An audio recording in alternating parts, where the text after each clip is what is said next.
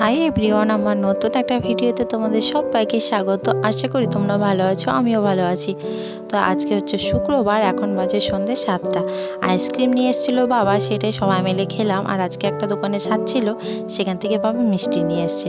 তো ভাবলাম মিষ্টি খাবো, কিন্তু ওই আইসক্রিম খেতে খেতে গল্প করতে করতে না ওই 8:30 মতো বেজে গেছিলো।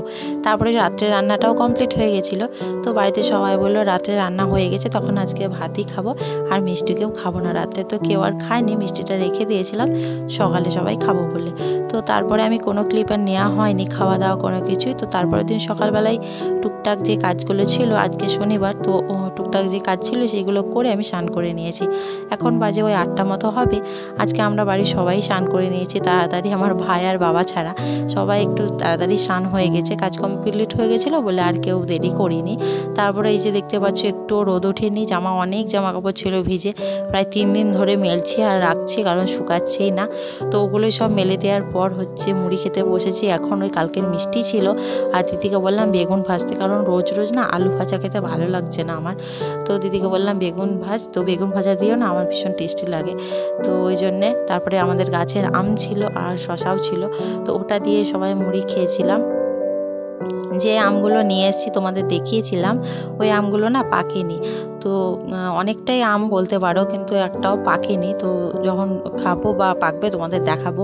আর আমাদের গাছে না ভীষণ বড় বড় আম হয়েছে, তো খুব একটা কিন্তু মিষ্টি না, ভেতরটা টক, কি আর বলবো, দুঃখের কথা। তারপরে এই যে হচ্ছে আমি যে রঙটা শখ করে কিনেছিলাম, ওটা দিয়ে ভাবলাম আমার দুটো গনু আছে ছোট ছোট, তাদের আমি কালার করি। তো কোটিংটা আমি দিয়েছি সাদা, এখনও কোনো কালার করিনি। তো কালার করে আমি তোমাদের সাথে শেয়ার করে দেবো, কেমন লাগছে তোমরা জানিও।